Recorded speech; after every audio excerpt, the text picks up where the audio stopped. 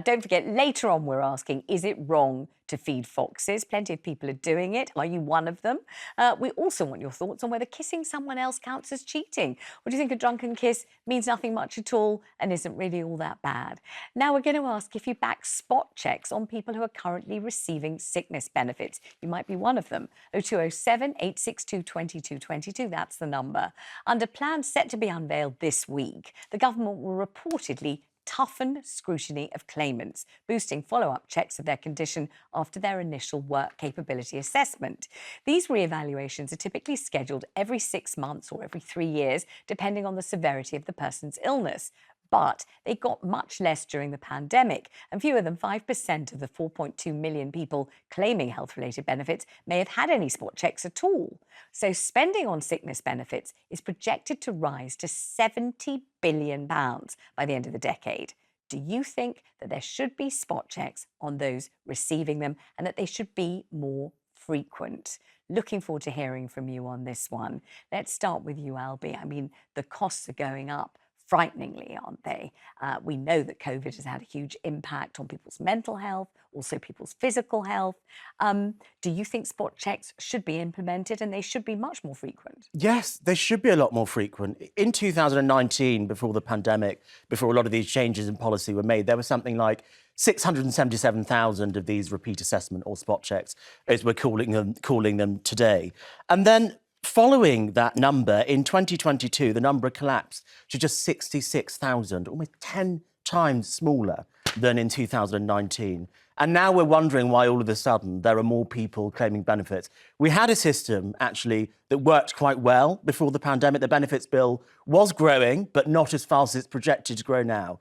The Tory government, God knows why, decided to make a change during the pandemic, not restore the numbers back. And now we're seeing the benefits bill climb and climb and climb. This is just another mistake of Boris Johnson's government. On the other hand, Andy, when you hear that people are receiving sickness benefit and they are told they've got to attend somewhere for a spot check, they are fearful, they become anxious sometimes, they can't sleep because they're worried sick about it.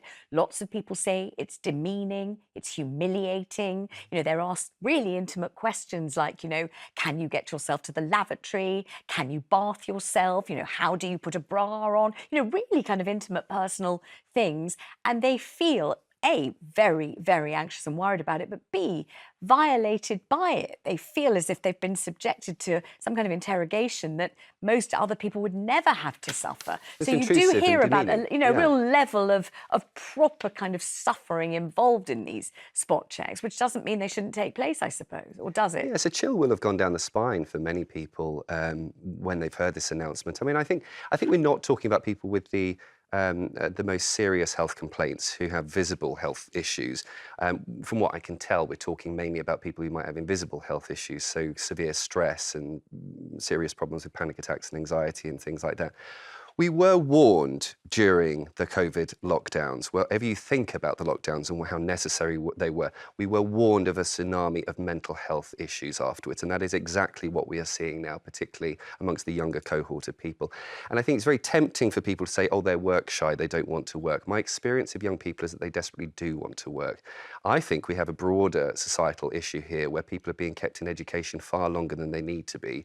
And they leave education quite often with mild sense of depression and a lack of detachment from society and a sense of, why am I going to go and get a job to spend £20 on a bunch of bananas in the local supermarket? We have a situation now where people are not getting apprenticeships and they're not being brought into the workplace and given an investment and a reason to work and to take pride in their own careers, with 0-hour contracts, with low pay. It's a gig economy. And is any surprise then that people think, well, actually, I'm not well, I'm not fit, and I'm not able to work? Albie, it was interesting that it was Tony Blair, wasn't it, who fairly recently said that people are confusing the normal difficulties of everybody's life. Everybody has to face all sorts of things, whether it's bereavement, whether it's a broken relationship, whether it's disappointment. We all have to deal with it.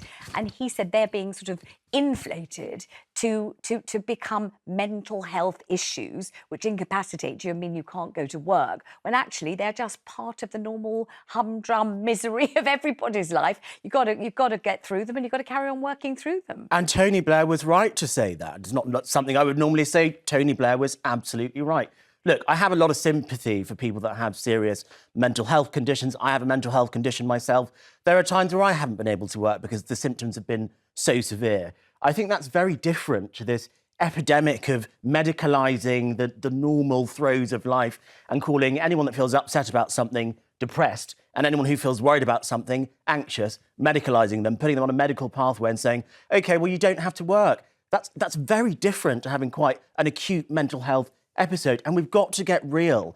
The welfare benefits bill for out-of-work benefits could get to 100 billion by the end of the decade. That's more than twice the defence budget. A country that spends more on benefits than on defence is not a serious country.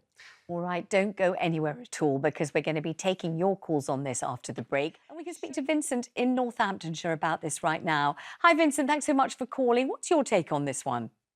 Morning, Vanessa. Morning, Hi. chaps. Hi. Morning. So, yes, I do believe there should be spot checks, but there should be some common sense thrown in the mix with it. Undoubtedly, there are millions of people that are genuine claimants, undoubtedly.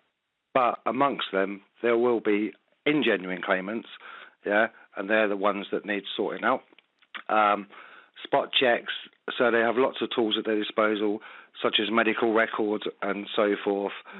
If they believe it's ingenuine, according to their medical records, like, oh, sorry, I've got a bad back, and my bad back is, suddenly it's okay when you want to do the garden or you see them skipping down the road or whatever. People have been caught.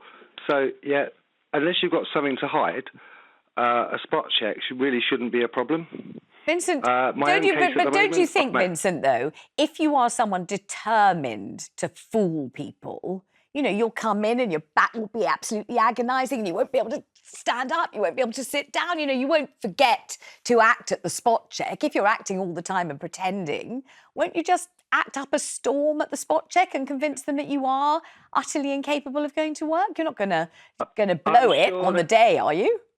Yeah, I'm sure they would, but people have been caught out, as in previous shows have shown, where they've been filmed or whatever prior to a visit, shall we say. Okay, myself, I'm often sick at the moment. I've got some experience of trying to claim. I know this show's not all about me, obviously, but I claim. You can make it about you for these few minutes, Vincent. Why not? Yeah. Last April, I started to try to claim PIP. My right foot, I've got no sole on my right foot because it was ripped off by a forklift truck. Oh, you poor thing, my goodness. So how awful. My left foot, so it's just skin grafts. And I've managed for years and years and years, but it's got more tender over the years. I'm like 66 now. And my left foot, I've got what's called hang language disorder.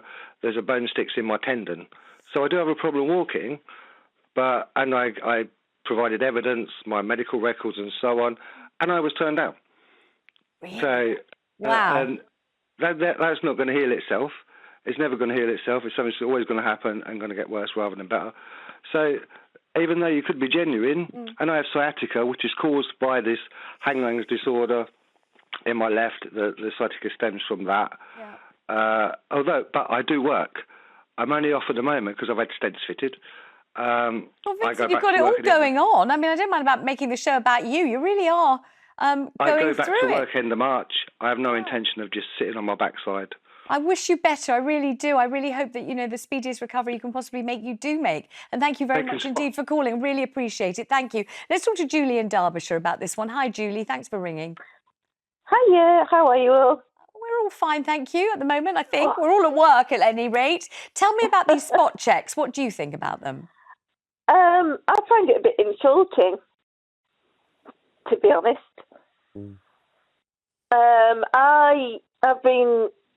I'm sorry, I've got an echo from your end. Sorry about that. Try and ignore it. Yeah. I worked as a carer for many years. My friends have worked as carers for many years. We've now all got spinal injuries. And is this from shifting people in bed and carrying them and helping them into the... Yeah. And so is the injury so bad you can't work, Julie? Yeah, I've got L4, L5, S1 listhesis. Gosh, awesome. I've got arthritis in my spine and in my knees. Oh dear. It's not going to get better. I've sent in all my paperwork. I had to fight to get PIP. I mean, I had to go to a tribunal. And the judge turned around and said, this is ridiculous. You can see this woman isn't fit to work. You know, and I just, if you've got the hard evidence, the scans, the x-rays, the blood tests, whatever, why should I be spied on? I mean, is that what you would call it, spied on? You wouldn't just say, well, they need to check to make sure I haven't had a miraculous recovery. It's perfectly fine. You think it's a tantamount to spying on you, do you? That's how you'd feel about it. For someone like me, yeah, who is genuine. Right. Well, Julie, listen, you're obviously having a very difficult time, and I send you all the love in the world. Let's move on to Maria, who's in London. Hi, Maria. Thanks for ringing. Spot checks, are they necessary to save us all money, or are they just an intrusion? And as our caller said, spying on her. Good morning, Vanessa and panel. Hi. I think spot checks will be fine. If it goes back to, you know, that saying that people say, if you've got nothing to hide, then what's the problem? We have to understand, this is all of our monies. This is our tax money.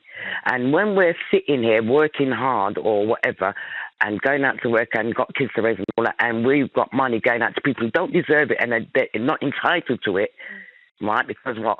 As you see in some of them programs, they're putting on crutches and that to turn up at the DSS office and all that. Yet still on Facebook, they're out skiing and horse riding and all these things. So some people are very dishonest, and we have to acknowledge that. Now, the lady who spoke before, she can say it's spying on, but I'm sure she doesn't want her neighbour down the road who's got 6 kids just sitting there, right, working, getting benefits and not doing nothing and getting money that could be paying into her pit because she's a genuine person and she's not. So maybe they need to get people from the community to spy on people and say, yeah, I see her running, jogging. She's not on no crutches. She only left there on crutches yesterday to go to court. So I think, you know, you can call it spying, but somebody has to be accountable for all of this money. It's a lot of money, and it is going to escalate because people are getting older, people are getting more sick, all of these things. It has to be reined in sometimes. Excellent point, but it sounds, Maria, as if you're really saying you'd really like actual spying rather than spot checks where you're told, please come in for a check on Tuesday in a fortnight's time. You'd like people following them down the street to make sure they don't jump on a skateboard the moment they leave. Oh my not gosh. necessarily following them down the street, but yes. Thanks, sweetheart. Nice talking to you. Let's go to Andrew. Hi, Andrew. Hi, Watcher. Hello, what do you think? I think that we should, if we're going to do spot checking, we should start with the actual government and all the MPs. Spot checking them. And spot check what? To see if they're fit to work or see if they're doing what? Both. I mean, some of them obviously are not fit to work because they're making a hash of this. Now, we've been down this road before. And, you know, this whole idea of demonising so many different communities concerning their illnesses and that, there are ways of doing it which will benefit the country and the workforce, rather than these. It's been done before, this spot checking. But Andrew, the spot checks work. The Office for Budget Responsibility says that the drop-off in spot checks is the single biggest factor in the increase of benefits that we've seen. And when we had the spot checks in the past, they were responsible for getting 1 of every 3 people back in work and off benefits. So we know they work. Let's just bring it back. Yeah, but you ask those that have been spot checked on if it works. Those that have been to many, many meetings, jobs and rejections. There are ways of doing things. If we have learned anything from the past and the mistakes of the last Tory government, if we've learned anything from other governments, including Labour, it doesn't work when you demonise people. And sometimes the wording plays out in the media, especially now, and people get panicked and stressed and absolutely, my God, absolutely. I think you make an excellent point, and you make it very, very well, Andrew. Thank you very much indeed for calling. Let it be done humanely, politely, courteously, and not in a way that makes people feel threatened and spied on, because that's ghastly, isn't it? If you really are very unwell and you're feeling as if you're being preyed upon, that's horrible. Thanks so much for all your calls on that subject. Very emotive subject, obviously.